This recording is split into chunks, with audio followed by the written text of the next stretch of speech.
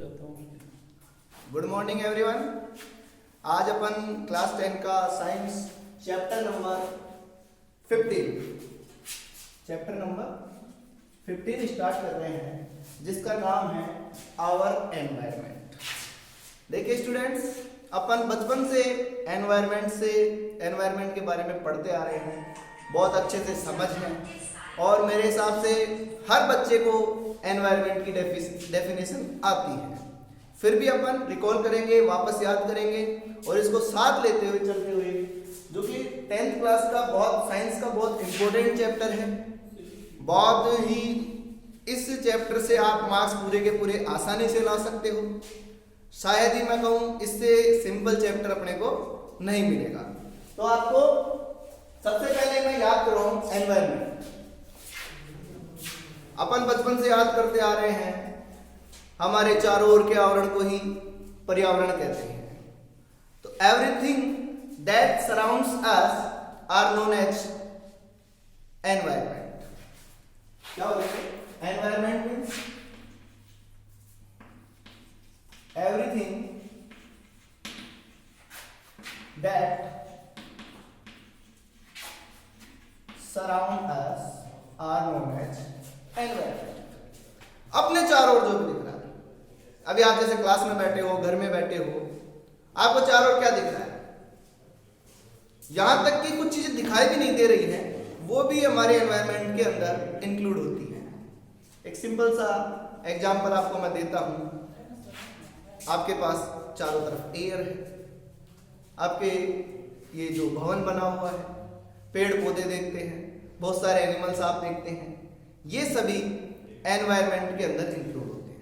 तो अपन ये कह सकते हैं कि एनवायरनमेंट के अंदर दो कौन सी चीजें, एक तो होती है बायोटिक और दूसरी एबायोटिक। पढ़ते आ रहे हैं, बायोटिक मतलब लिविंग ऑर्गेनिज्म, जैसे प्लांट्स और एनिमल्स।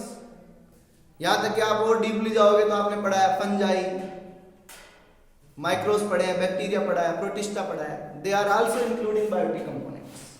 सेकंड बात करते हैं अपन एबायोटिक। अरे अपन ऑर्गेनिज्म है, तो ऐसा नहीं कि अपने को केवल ऑर्गेनिज्म के साथ इंटरेक्ट करना पड़ेगा। क्या अपन विदाउट ऑक्सीजन, विदाउट एयर कुछ पल भी जिंदा रह सकते हैं? नहीं रह सकते। तो ये बहुत इंपॉर्टेंट है कि अपन को अपना इंटरेक्ट होता रहता है एबायोटिक कंपोनेंट के साथ।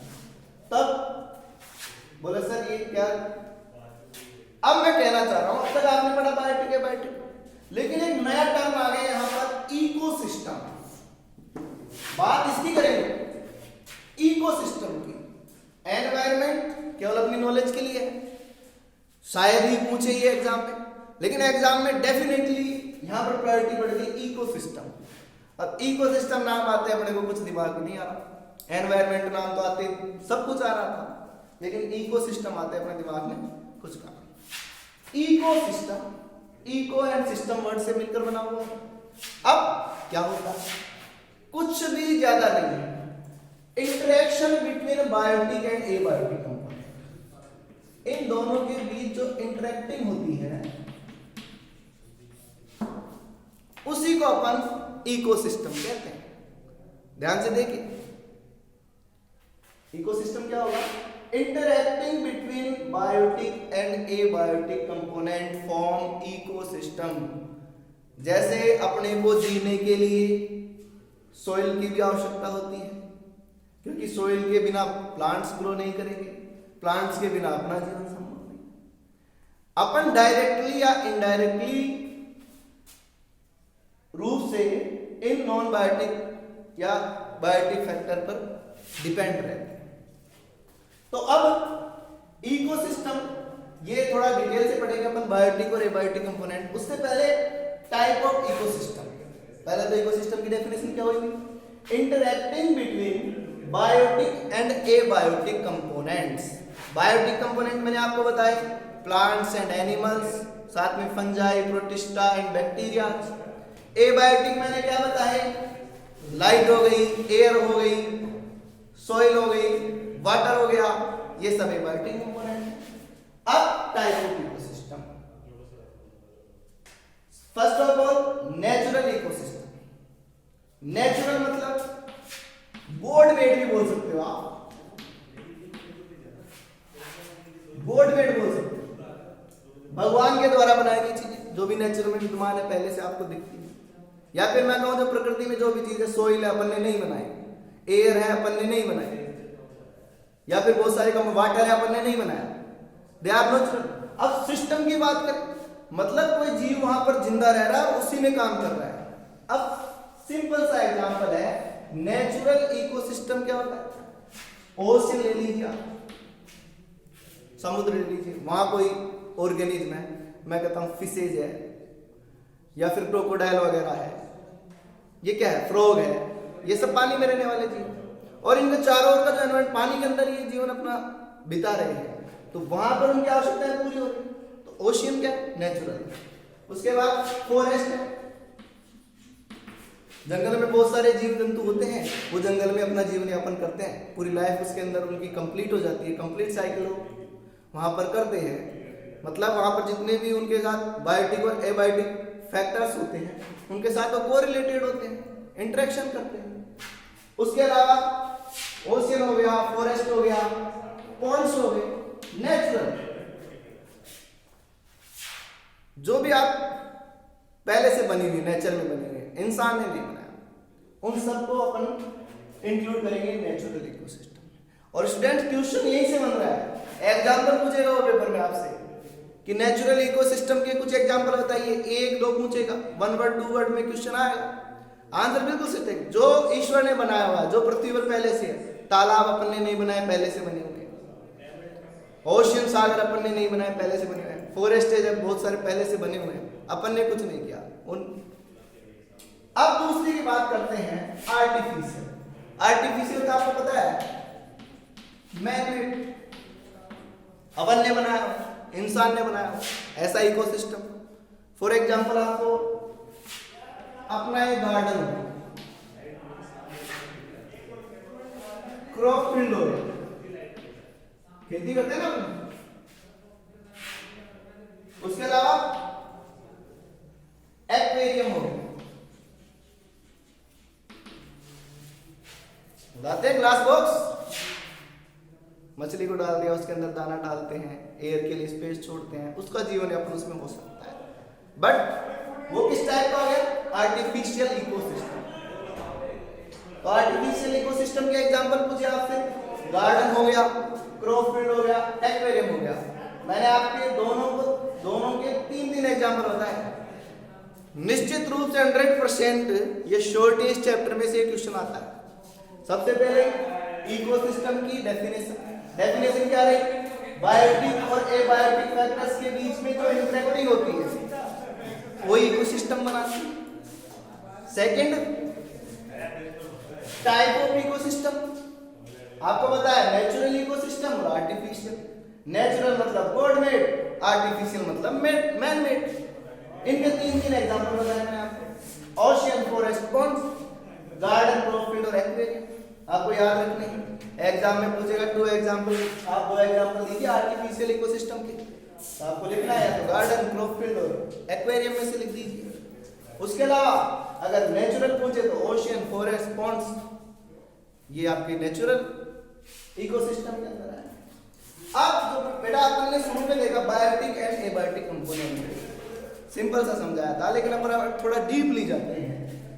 तो एबायोटिक कंपोनेंट मतलब नॉन लिविंग,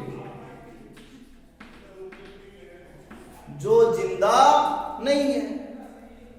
जिंदा नहीं है मतलब ये थोड़े अगर मर गया तो ये ऐसे नहीं। आपने एक चैप्टर पढ़ा लाइफ प्रोसेस, उसके अंदर आपने लिविंग ऑर्गेनिज्म की डेफिनेशन पढ़ी। किसको अपन लिविंग ऑर्गेनिज्म कह सकते हैं? बोले कोई चलता हो उसको नहीं, फैन चलता है, गाड़ी चलती है, वो थोड़े हो गया। लाइफ प्रोसेसेस जिनमें होते हैं रेस्पिरेशन, ट्रांसपिरेशन, एस्क्रेशन, ये जो पूरे लाइफ प्रोसेस हैं वो इंक्लूड करते हैं, उसको अपन लिविंग ऑर्गेनिज्म कहते हैं। जिनके अंदर ये प्रोसेस नहीं होते हैं उनको अपन कहते हैं नॉन लिविंग या एबायोटिक। एयर है, वाटर है, लाइट है, लैंड। अगर आपको एग्जाम में पूछे कि आप एग्जांपल दीजिए एबायोटिक, देखिए ए फॉर एब्सेंट, बायो मतलब जीवन, जिनके अंदर जीवन नहीं हो गया एबायोटिक। और बायोटिक, बायो मतलब जीव, जिसके अंदर लाइफ प्रोसेस होते हो, हैपनिंग होती है, अपने में होती, सारे प्रोसेस होते हैं अपने में, तो अपन बायोटिक है। एग्जाम्पल आए तो एयर, वाटर, लाइट, लैंड, ये सब एग्जाम्पल हो गए एबायोटिक कंपोनेंट के। अब बात करते हैं अपन बायोटिक कंपोनेंट की। बायोटिक कंपोनेंट में सिंपली तो अपन प्लांट एंड एनिमल लेते हैं, लेकिन अब अपना स्टैंडर्ड 10th में पहुंच गया है। 9th में अपन ने पढ़ा था कि जो वीटेकर ने पूरे लिविंग ऑर्गेनिज्म को 5 किंगडम में डिवाइड किया था। उसके according Plantae, Animalia, protista, fungi और बैक्टीरिया वाला। अपन बात करेंगे एक एक करके। सबसे पहले तो प्रोड्यूसर। प्रोड्यूसर मीन्स जो प्रोड्यूस करता हो। इसके अंदर आते हैं plants and blue green algae. ध्यान से देखिए, अब आपके चैप्टर स्टार्ट है, इसमें क्वेश्चन बन रहे हैं, बीच बीच में बन रहे हैं। मैंने आपको पहले इकोसिस्टम के क्वेश्चन बताए। अब प्रोड्यूसर्स, प्रोड्यूसर मतलब जो उत्पादक होते हैं, उत्पादन करते हैं। क्या अपन है? नहीं है। अपन तो डायरेक्टली या इनडायरेक्टली रूप से प्रोड्यूसर को डिफाइन करते हैं। यानी प्रोड्यूसर्स वो होते हैं जो अपना फूड खुद बनाते हैं। किससे? किसी एबायोटिक फैक्टर से, लाइट से हो गया, वाटर से हो गया। मैं कहूं इनऑर्गेनिक मैटर से जो अपना फूड बनाते हैं उनको अपन ऑर्गेनिज्म कहते हैं। तो ये प्रोड्यूसर हो गए। सिंपल से एग्जांपल है प्लांट्स और ब्लू ग्रीन एल्गी। और बेटा दुनिया का सबसे बड़ा प्रोसेस है फोटोसिंथेसिस। नाम सुना होगा आपने कि प्लांट्स होते हैं वो लाइट की प्रेजेंस में वाटर, सनलाइट और कार्बन डाइऑक्साइड से ग्लूकोज फॉर्मेशन करते हैं, कार्बोहाइड्रेट फॉर्मेशन करते हैं, वे अपना खाना बनाते हैं। फिर इन प्लांट्स को अदर एनिमल यूज करते हैं। कुछ डायरेक्ट करते हैं, कुछ इनडायरेक्ट करते हैं। तो सबसे पहले प्रोड्यूसर्स होते हैं, सनलाइट का यूज करते हैं, फूड बनाते हैं, इनको प्रोड्यूसर कहते हैं। वेरी इंपॉर्टेंट, सबसे इंपॉर्टेंट है। धरती में जीवन की शुरुआत के बाद ही मान लो। सेकंड आते हैं कंज्यूमर। कंज्यूमर बेटा हिंदी में कहते हैं उपभोक्ता, जो प्रोड्यूसर्स के ऊपर डायरेक्टली या इनडायरेक्टली डिपेंड करते हैं। प्लांट्स में आता है डायरेक्ट, फ्रूट्स वगैरह डायरेक्ट, कुछ ऐसे होते हैं जिनको अपन पका कर खाते हैं, या फिर कुछ एनिमल दूसरे एनिमल को खाते हैं, लेकिन वो एनिमल किसको खाता है? प्रोड्यूसर्स को खाता है। तो एक कंज्यूमर को अपन 3 टाइप से बांट सकते हैं, प्राइमरी, सेकेंडरी और टर्सरी। कितने टाइप के कंज्यूमर होंगे? Primary, secondary and tertiary. जिसका एग्जांपल है प्राइमरी में मतलब जो डायरेक्टली डिपेंडेंट है किस पर? प्रोड्यूसर्स पर। सेकेंडरी कंज्यूमर क्या होगा? जो प्राइमरी कंज्यूमर का उपभोग करता उसको यूज में लेता फूड। टर्सरी क्या होगा? जो सेकेंडरी का यूज करते हैं। एक सिंपल सा एग्जांपल आपको बताता हूं मैं।